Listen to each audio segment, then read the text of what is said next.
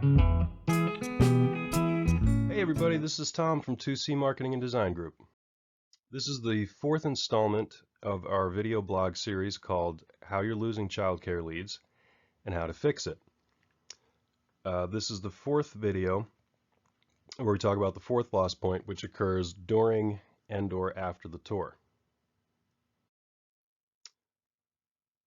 So in the first video I went through all this. You're going to have to watch that to get the full story. I'm not going to go through it again, but if you're just watching these individually, really quick, from left to right, this is the sales funnel. You can call it the life of the lead, whatever you want. From left to right, you start with impressions. This is stuff you have out there that people can find you. People find you and they move into leads. They become a new lead. That's when they inquire about your center. From there, you move them into the enrollment funnel or the sales process. That's the tour. That's all the drip campaigns, trying to get them into a tour, the follow-up, all that stuff. And from there, they become enrollments. So throughout this whole process, there are what we're calling loss points, or what anyone would call loss points, basically where you can lose people. And that's what this whole series is about. So in the first video, we talked about the first loss point here with impressions. Really simple. If you don't have any impressions out there, people can't find you. They're not going to inquire about your center. Second video, we talked about differentiating yourself from the competition, targeting the correct people, maintaining your reputation. Basically, your impressions are out there, people can find you, but they're not inquiring about the center. That's how you fix that. In the last video, we talked about how you can lose people after they inquire about your center, which again is really simple. You're not calling them back. I know it sounds nuts, but there's a whole process. You got to follow up. If somebody is interested in coming to your center, you got to call them and get them in to check it out. So today, we're going to talk about this fourth loss point right there. This occurs during and after the lead has come in for a tour. Basically, they have all the information about your program and it's decision time, but you can still lose them. So let's talk about how that happens. All right, so we're calling this conversion. Basically, conversion from a new lead to enrollment. That's what this means. They were interested, you need to get them to enroll, right? So how do you lose them? Same old, same old. We talked about this in, I want to say it was the second video. So we're not going to spend a ton of time on that. Bad tour and follow-up. That's pretty self-explanatory, but if you've watched any of these videos, you know I'm going to spend about probably a good 10 minutes babbling about that and say something weird, and that's what I do. So something to look forward to. How can you lose them? Competition. The reason I separated this, because sometimes no matter what you're doing and you think you're doing everything right, you just lose to the guy down the street.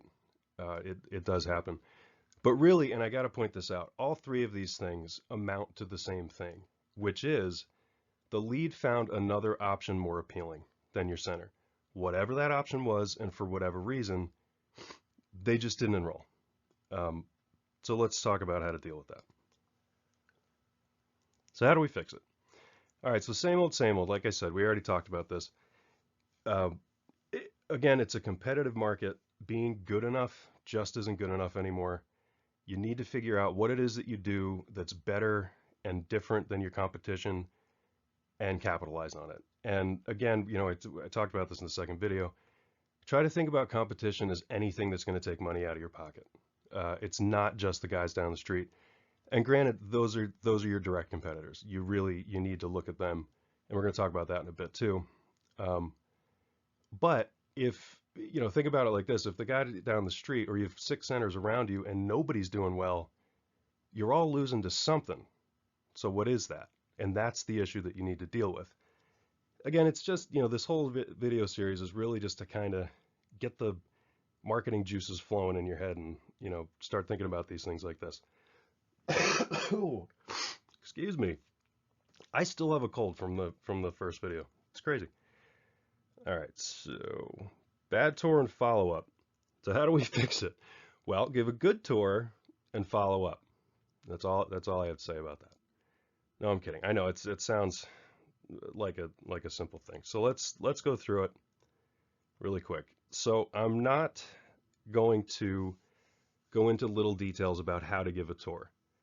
And again, here it comes because I mention her in every single video. It's hard not to. Kris Murray has loads of stuff out there, loads of videos out there about things that you should be doing when people get into your center.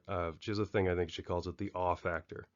It's these little things that make people go, oh, that's great. It makes them want to come back. It makes them feel important and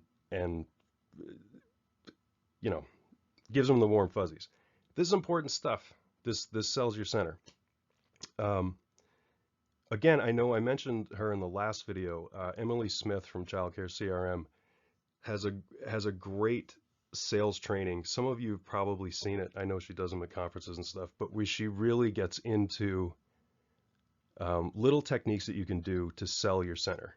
And I'm not going to steal any of them because, quite frankly, I can't really remember. There was a great story about a car or something. She was buying a car.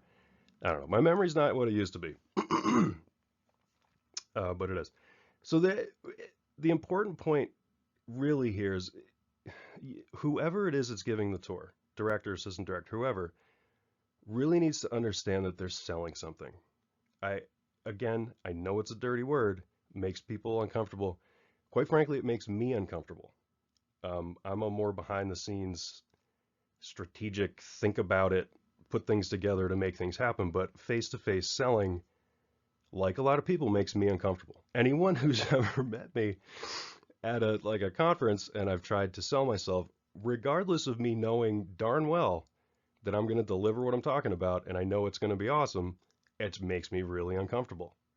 Uh, it just does. It makes people uncomfortable. Um, Regardless of that, this is a sales process, and whoever is giving this tour really needs to understand that. And there is a bit of an art to it. Um, Again, I'm not going to get all into it. You can look this up and Kris Murray and all that.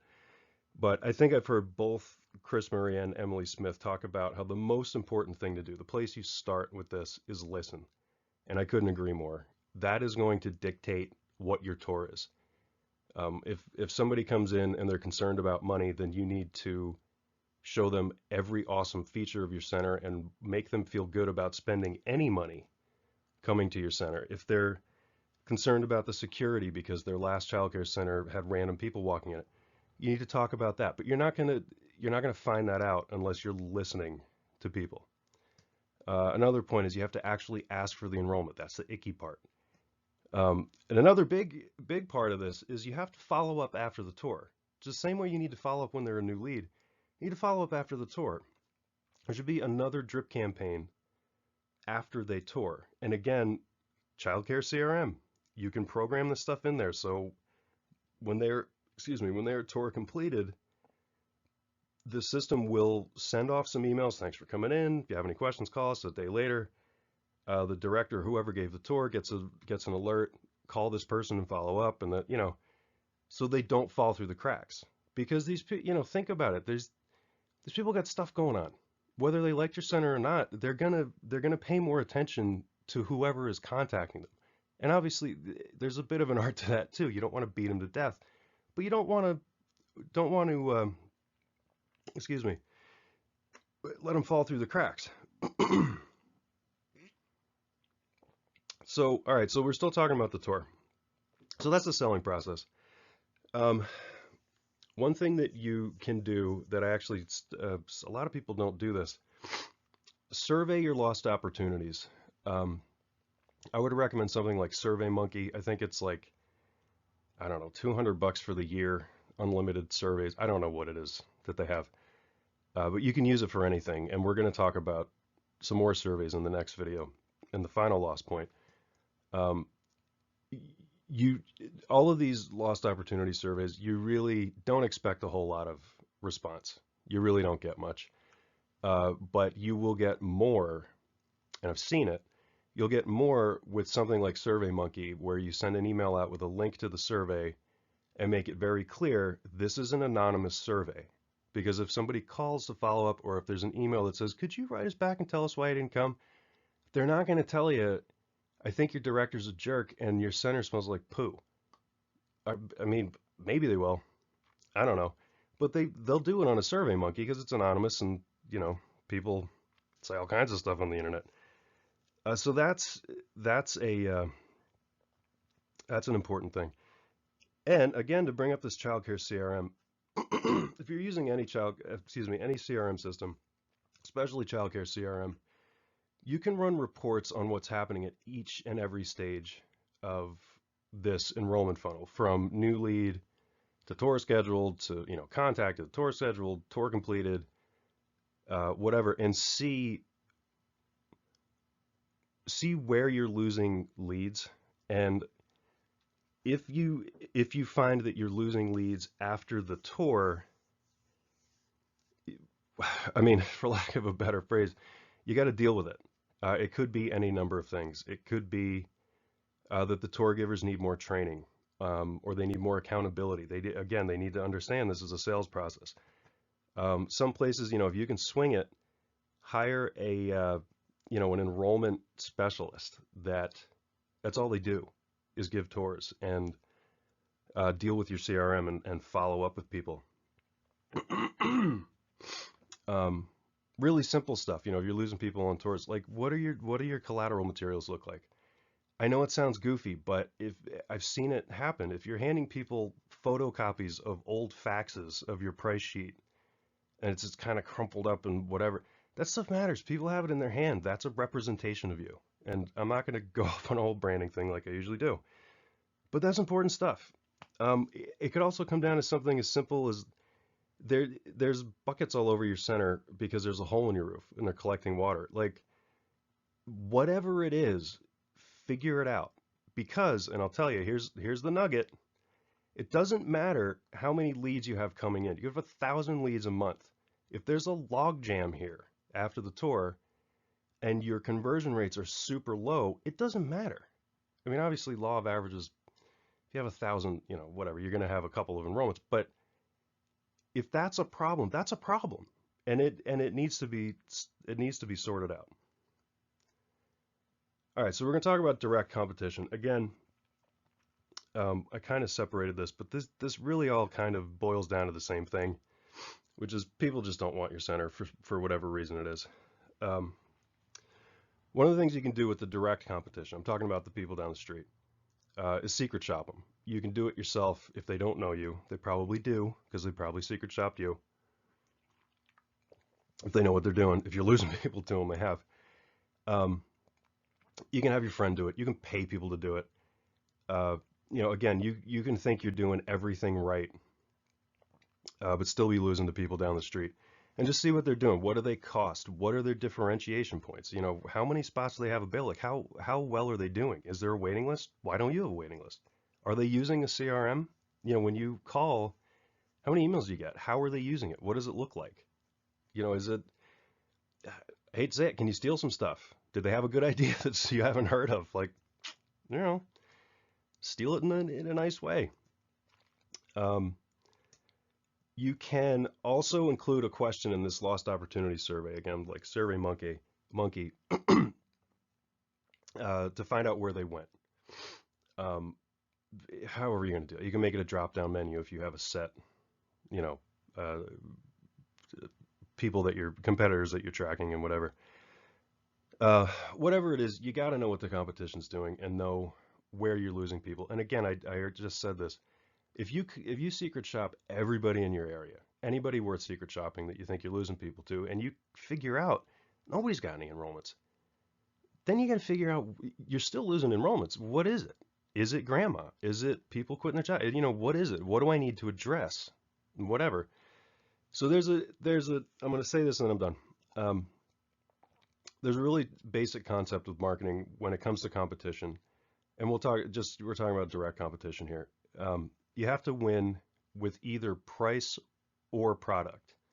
You can win on both, but you definitely have to win on one, and you have to do it in a way where you're not entirely losing on the second one.